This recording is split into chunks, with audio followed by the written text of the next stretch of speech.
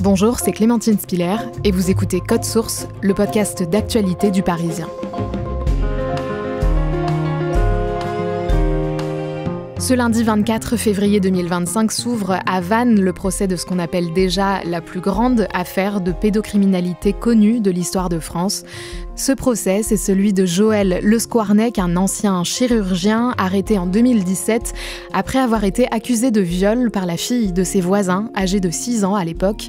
Au cours de l'enquête de police, ce sont finalement des décennies de violences sexuelles sur des enfants, notamment ses patientes et patients, mais aussi ses nièces, qui sont découvertes par les enquêteurs sous la forme de journaux intimes dans lesquels le chirurgien a tout consigné.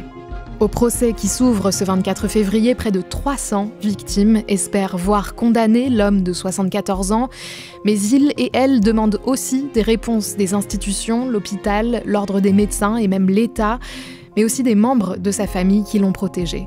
On revient sur cette affaire dans cet épisode de Code Source avec Louise Colcombet, grand reporter au service police-justice du Parisien.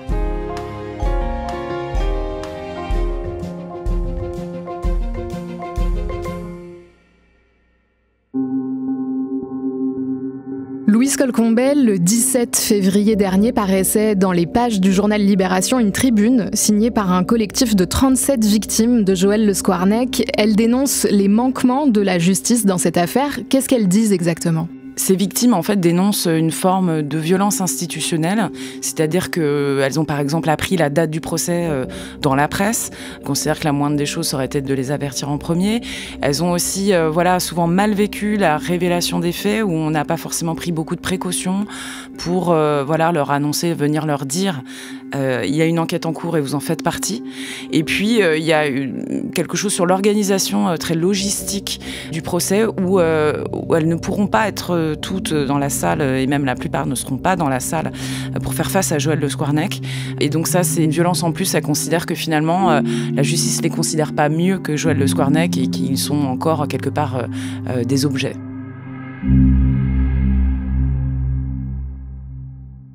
On va revenir sur le procès de ce pédocriminel qui a fait plus de 300 victimes identifiées. Mais d'abord, Louise Colcombet, qui est Joël Le Squarnec ? Joël Le Squarnec a aujourd'hui 74 ans. Il a grandi dans une loge de concierge à Paris 14e avec ses parents. Son père était ébéniste, donc on est dans un milieu relativement modeste. Et lui va avoir très tôt cette vocation d'être chirurgien. Il va poursuivre ses études avec succès. Au cours de ses études, à Paris, il va rencontrer une aide-soignante qui s'appelle Marie-France. Il a le coup de foudre, il arrive à la séduire.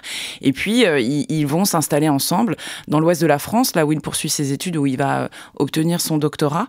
Et donc, au sein de sa famille, finalement, c'est celui qui a réussi, qui s'est extrait par sa seule volonté de son milieu modeste et qui, du coup, est extrêmement respecté. Au fil de sa carrière, il va exercer dans plusieurs hôpitaux de l'ouest de la France. Sa spécialité, c'est la chirurgie viscérale. Il traite beaucoup d'appendicites. Il est donc en contact très régulier avec des enfants. Pourtant, c'est dans sa propre famille qu'il va faire ses premières victimes. Joël Le Squarnec va commencer à agresser des petites filles en fait dans les années 80. Il va pas aller chercher très loin ses premières victimes. Il prend celles qu'il a littéralement sous la main, des petites filles de son entourage, ses nièces. Et celles-ci, vont subir pendant des années. Et puis ensuite, il va élargir aux enfants des amis de la famille, parce que des années plus tard, on va savoir que en fait, il avait semé des petites victimes un peu partout dans son entourage proche. Le chirurgien est signalé une première fois, il y a 20 ans, dans le cadre d'une enquête internationale. Racontez-nous ça. En 2004, en fait, le FBI va démanteler un réseau de distribution d'images pédopornographiques. Et parmi les clients, on remonte jusqu'à Joël Le Squarnec, qui a payé avec sa carte bleue. Et la gendarmerie locale va être informée de cela, et va l'entendre, et il va reconnaître, effectivement, de toute façon, il y a des traces bancaires. Il a acheté des images sur ce site qui vient d'être démantelé par le FBI. À cette occasion, le domicile familial de Joël Le Squarnec est perquisitionné. Oui, ça fait partie du minimum requis, puisqu'on veut essayer de voir un petit peu s'il y a d'autres choses. Et donc, ils se présentent au domicile où il vit avec son épouse. Elle est présente d'ailleurs. Et les gendarmes arrivent et vont retrouver du matériel. Et finalement, on le saura plus tard, Joël Le Squarnec, il a fait le ménage en fait chez lui. Et du coup, ils vont pas retrouver grand-chose. Tous ses écrits, ses collections d'images, tout était stocké dans son bureau à l'hôpital où il exerçait alors. Et en fait, personne n'est venu perquisitionner dans ce bureau. Qu'est-ce qui lui arrive ensuite ? Est-ce que les gendarmes enquêtent à ce moment-là sur de possibles passages à l'acte ? Alors non, pas du tout, mais il faut se remettre dans le contexte qui d'ailleurs, à en croire certains spécialistes, n'a pas trop changé. C'est-à-dire que la détention d'images pédopornographiques n'est pas considérée comme quelque chose de si grave. En tout cas, c'est minimisé, sous-estimé. C'est ce que dénoncent beaucoup d'avocats spécialisés parce qu'ils se rendent compte que les passages à l'acte, jamais un pédocriminel qui est passé à l'acte n'a pas consommé. L'inverse n'est pas forcément vrai, mais c'est évidemment un outil qui va nourrir les fantasmes et qui peut déclencher un passage à l'acte. Mais à ce moment-là, il n'a pas beaucoup d'images, il fait amende honorable, il plaide le moment d'égarement. Des procédures comme ça, il y en a énormément aussi. Donc, par question d'efficacité, non, on ne va pas se poser spécialement cette question, on ne va pas aller faire d'enquête dans son entourage, on va en rester là. Et est-ce que son métier de chirurgien, son statut social aussi, va jouer dans la peine dont il va écoper ? Alors on peut s'autoriser à le penser. En fait, il va écoper d'une peine très faible. Il prend 4 mois avec sursis, 90 € d'amende, et il n'a aucune injonction de soins. Et c'est peut-être ça le plus grave d'ailleurs. Il passe très bien. Il explique que c'est dans le cadre de son activité. Il est très stressé, que sa vie est compliquée. Il a les bons mots. Quand on s'exprime devant des juges, c'est aussi important d'appuyer sur les bonnes touches. Et il sait très bien comment le faire. Et il va s'en sortir avec finalement une peine très légère. On fait un saut dans le temps. 13 ans plus tard, en 2017, Joël Le Squarnec est séparé. Il vit maintenant seul à Jonzac, en Charente-Maritime, et il exerce toujours à l'hôpital de la ville. Oui, il a même obtenu une dérogation pour poursuivre ses activités au-delà de l'âge légal de la retraite. Et donc, il opère encore à tour de bras des enfants, des appendicites. Il est encore très bien vu par ses collègues. On remarque simplement qu'il se laisse un peu aller sur l'hygiène. Parfois, il sent mauvais. Par rapport à d'autres qui peuvent être colériques, faire des remarques grivoises, finalement, Joël Le Squarnec lui passe bien parce qu'il est plutôt sympathique avec tout le monde. À Jonzac, on lui connaît peu de relations extérieures. En fait, finalement, on a l'impression que il ne se livre pas du tout sur sa vie privée. Personne n'en sait grand-chose. Et en réalité, sa vie privée, on va bientôt découvrir ce qu'elle recouvre en réalité. En mai 2017, ses voisins portent plainte contre lui pour le viol de leur petite fille de 6 ans. Cette petite, elle a été élevée dans l'idée qu'il faut parler s'il arrive quelque chose.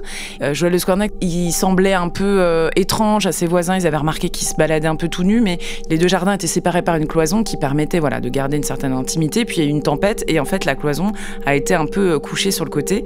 Le papa de cette petite fille voulait la réparer. Il n'en a pas eu le temps. Joël Le Squarnec profite d'une après-midi pour imposer des gestes à cette petite fille qui va immédiatement en parler à ses parents, qui la croient, qui prennent le soin en plus de ne pas déformer ses propos, de l'amener immédiatement à la gendarmerie, qui du coup va aussi prendre très au sérieux cette histoire et va demander des comptes à Joël Le Squarnec.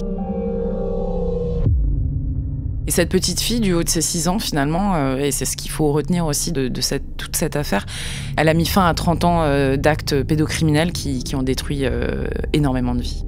Suite à la plainte, le domicile du chirurgien est perquisitionné et les enquêteurs font une découverte sinistre. Oui, alors ils pénètrent dans un capharnaüm absolu, les vitres sont crasseuses, il y a même une odeur qui se dégage, qui les prend au nez, tout est dégoûtant, enseveli, beaucoup de cartons, et dans ces cartons, il y a notamment des poupées gonflables.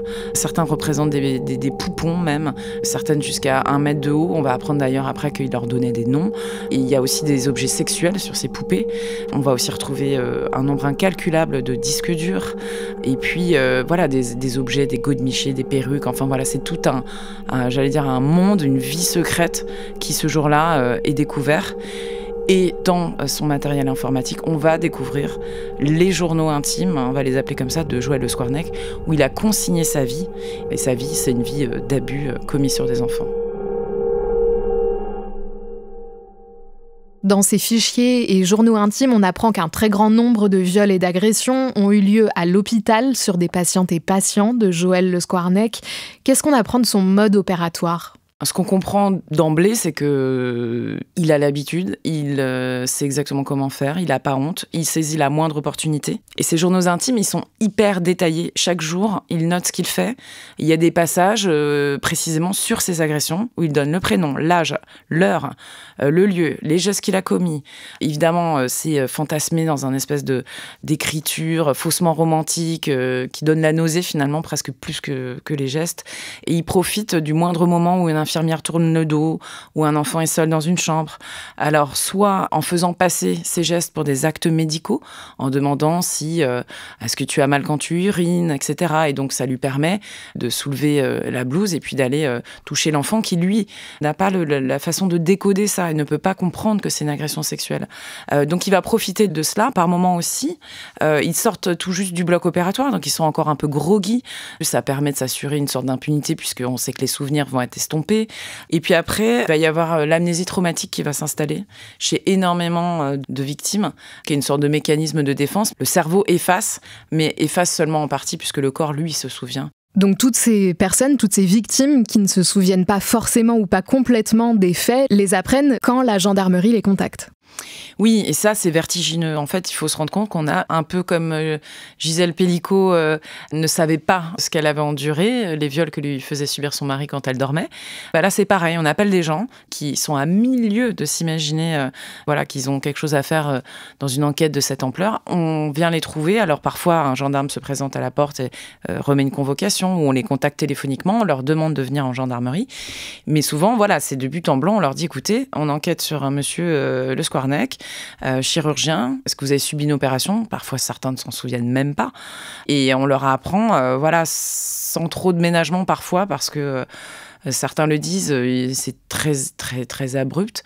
On leur lance une grenade, en fait, dans leur vie, en leur disant, vous avez été victime. Et quand on leur lit les passages du journal, là, c'est extrêmement violent parce que les mots sont très crus et de se voir comme objet sur lequel on projette des fantasmes, c'est extrêmement violent, disent les victimes, et leur vie a changé depuis que les gendarmes ont frappé à leur porte. En fait, j'ai compris le lien avec mon traumatisme. On se dit, mais comment j'ai pu être violée? J'avais pas de souvenirs. Et en fait, à force d'en parler, j'ai eu des images, j'ai eu des phrases qu'il m'a dit qui sont remontées. Donc c'est là que j'ai pris conscience, et puis tous les traumatismes dans ma sexualité qui en découlaient, quoi. L'enquête se révèle tentaculaire et va donc être scindée en deux. Il y aura donc 2 procès. Expliquez-nous ça. Oui, il faut apporter une réponse judiciaire assez rapide. Il y a aussi sans doute un côté plus stratégique, c'est-à-dire qu'il faut que Joël Le Squarnec puisse rester, qu'il ne puisse pas ressortir. Et comme les délais de détention provisoire ne sont pas extensibles à l'infini et qu'on pressent déjà que cette enquête va être très très longue, il faut obtenir une première condamnation. Donc il va y avoir un premier procès organisé en 2020. Le tout premier est interrompu par la crise du Covid et puis il va finalement se tenir en décembre 2020. Et là, Joël Le Squarnec est jugé pour des faits sur ses nièces, une amie de la famille et une patiente qui était âgée de 4 ans lors des faits. C'est la fin du premier chapitre judiciaire de ce qui est sans doute la plus grande affaire de pédophilie en France.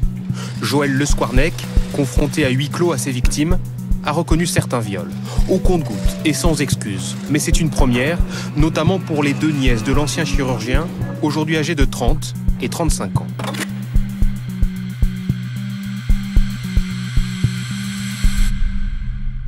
Louise Colcombet, vous avez suivi ce premier procès en 2020 pour Le Parisien. Vous avez pu entrevoir Joël Le Squarnec avant qu'un huis clos soit prononcé. Quelle était son attitude ? Oui, le huis clos intervient, il y a un débat à l'audience. Donc nous, le temps que ce débat se fasse, les journalistes, on peut être dans l'audience.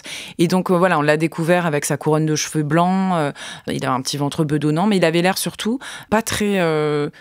Pas mal à l'aise, en fait, alors qu'il encourait 20 ans de prison. Je me souviens qu'il a balayé la salle du regard, il a un regard très perçant. Il n'avait pas l'air déstabilisé. Et après, le huis clos a été décidé malgré l'opposition ferme des parents de la petite voisine qui souhaitaient, eux, que la société puisse prendre conscience de ce que c'est la pédocriminalité en disant il faut que la presse soit là, il faut qu'on l'entende, il faut qu'on puisse en parler. Mais c'est quand une victime mineure le demande, c'est de droit. Et donc les nièces, considérant que ce qu'il allait être exposé parce qu'il y a des photos d'elle qui avaient été prises dans leur sommeil par Joël Le Squarnec qui étaient dégradantes, elles ont souhaité que ce soit à huis clos et donc ça a été un huis clos total. On a eu quelques échos, on a su qu'il avait reconnu certains faits par les avocats qui étaient présents, mais nous-mêmes, on n'a pas pu assister. Les abus les plus anciens commis par Joël Le Squarnec, notamment ceux sur ses nièces, ne peuvent pas tous être jugés en raison de la prescription. Expliquez-nous ça. La prescription, en fait, c'est un principe ancien du droit qui considère qu'au-delà d'un certain temps, il est trop tard pour agir. On considère que quelqu'un peut s'amender, qu'il est compliqué de venir lui chercher des comptes 30, 40, 50 ans après, qu'il y a une déperdition de preuves inexorable qui fait que ça ne servira à rien de faire un procès ou de poursuivre quelqu'un. Un grand débat là-dessus pour savoir si on ne doit pas l'élargir. On l'a élargi beaucoup, notamment sur les crimes sexuels commis sur les enfants, sur les mineurs. Mais pour 3 petites filles devenue grande entre-temps, et notamment sa nièce, la première, celle qui a subi pendant des années, elle est convoquée, mais qu'en tant que témoin, parce que c'est trop ancien. Pour ces victimes-là, c'est un soulagement de savoir qu'il est jugé, qu'il répond en fin de ses actes, et en même temps, c'est un crève-cœur de ne pas savoir qu'on est soit reconnu comme victime. Et parmi ces 2 nièces aussi, il y a un autre fait qui a été très mal vécu, c'est qu'il y a eu une erreur en fait de la juge d'instruction qui a renvoyé Joël Le Squarnec pour des agressions sexuelles simplement, alors que les images et ses propres écrits parlent de viol.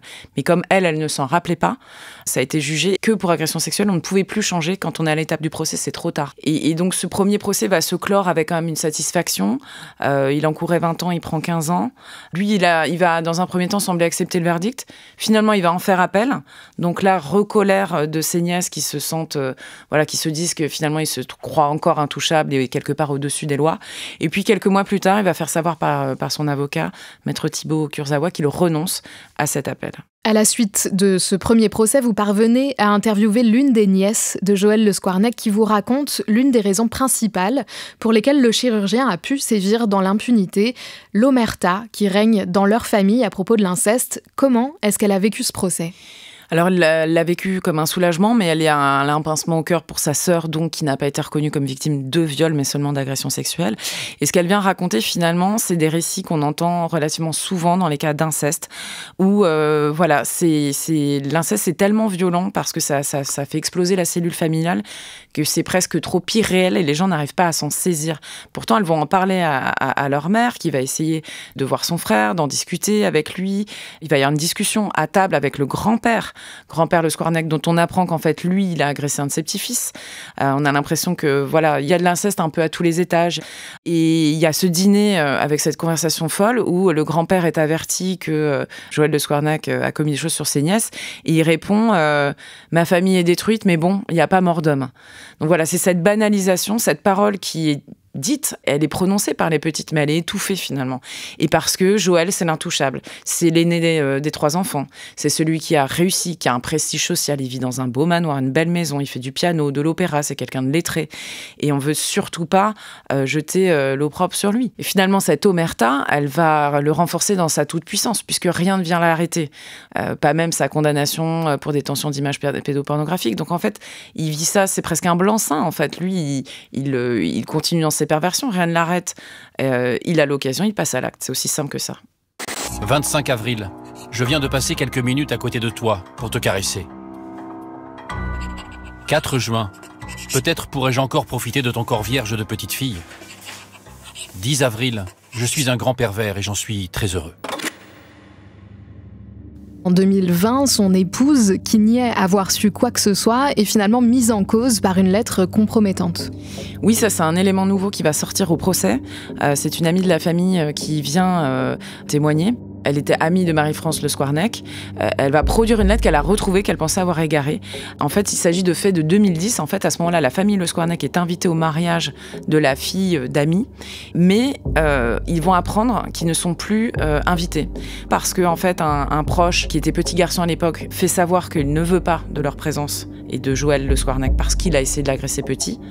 Et la future mariée elle-même va dire à sa mère « Écoute, moi, il m'a agressée quand j'étais petite. » Et donc, elle le fait savoir à Marie-France Le Squarnec, qui écrit une lettre en réponse et qui est en fait une forme d'aveu, puisqu'elle commence par le passé nous rattrape toujours. Elle dit j'ai compris les raisons, je le sais depuis peu, mais donc elle explique qu'elle sait en fait. Et donc en 2010, à minima, avec cette lettre, elle signe une forme de complicité, puisqu'elle n'a jamais parlé, elle n'a jamais saisi aucune autorité pour dénoncer son mari.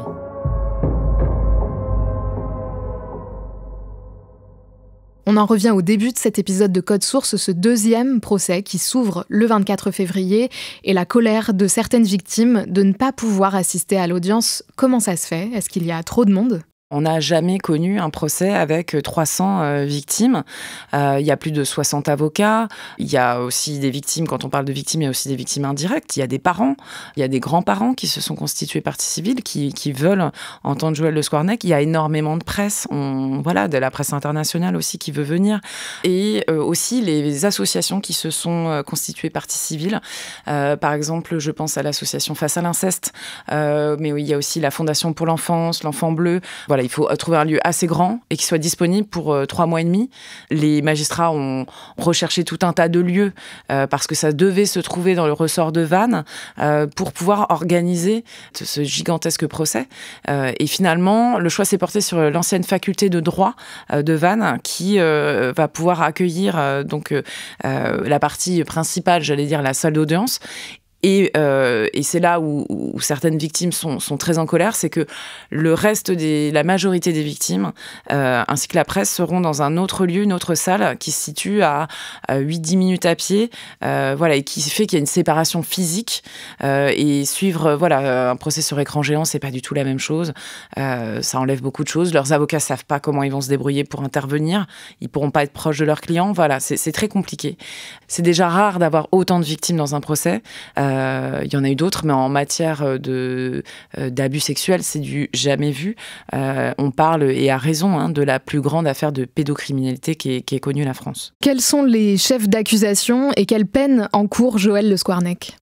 Alors, Joël Le Squarnec est poursuivi pour avoir commis des faits sur 299 victimes, majoritairement des garçons, 158.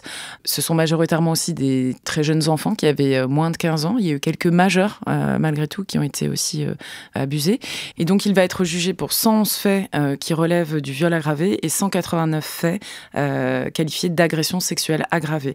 Et pour tout cela, il encourt 20 ans de prison. Pour certaines victimes, malheureusement, les faits étaient trop anciens. Et ils regarderont ce procès qui les concerne finalement aussi comme spectateurs. L'une des grandes questions de ce procès, ce sera aussi celle de la responsabilité des instances comme les hôpitaux, l'ordre des médecins ou même l'État. Pourquoi ? Quand Joël Le Squarnec est condamné en 2005 pour la détention d'images pédopornographiques, il n'est pas titulaire de son poste. Il fait la demande pour être titularisé et première erreur, son casier judiciaire va être transmis trop tardivement. Il n'est pas mis à jour de sa condamnation et donc il est titularisé. Et quand les instances s'en rendent compte, on peut pas revenir en arrière. Et en fait, on n'a jamais eu le cas, on sait pas trop comment faire et puis finalement, on va rien faire. Et à chaque fois qu'il y avait quelqu'un qui essayait de dénoncer quelque chose, il y avait toujours quelqu'un qui venait dire mais non, par exemple, il y a l'un de ses derniers employeurs qui, à Quimperlé, écrit aux instances compétentes que c'est un très bon chirurgien et qu'il n'a rien à lui reprocher. Et finalement, on va rester sur cette note positive et il va rien se passer, à telle enseigne que Joël Le Squarnec, quand il arrive à Jonzac, il ne cache même pas son casier et la directrice qui sera entendue là à nouveau le recrute et elle minimise totalement la détention d'images pédopornographiques. Elle dit, moi je voyais pas de mesures à prendre spécifiques parce que pour moi il n'y avait pas eu d'agression physique. On était sur des structures qui étaient en manque de bras. Si on n'a pas le chirurgien, c'est tout un service qui peut fermer.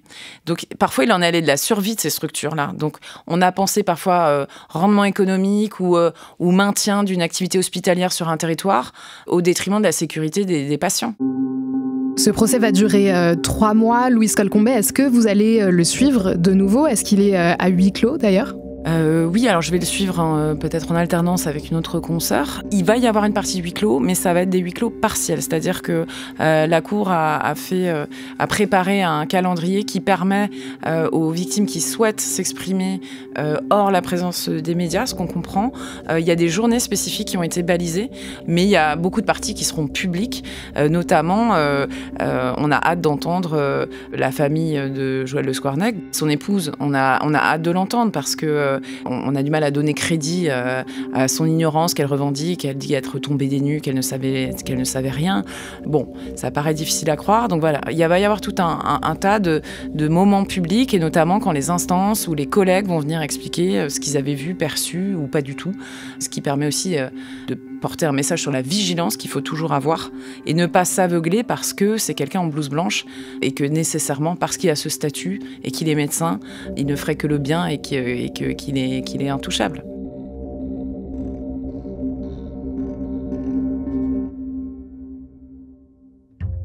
Merci à Louise Colcombet, grand reporter au service police-justice du Parisien.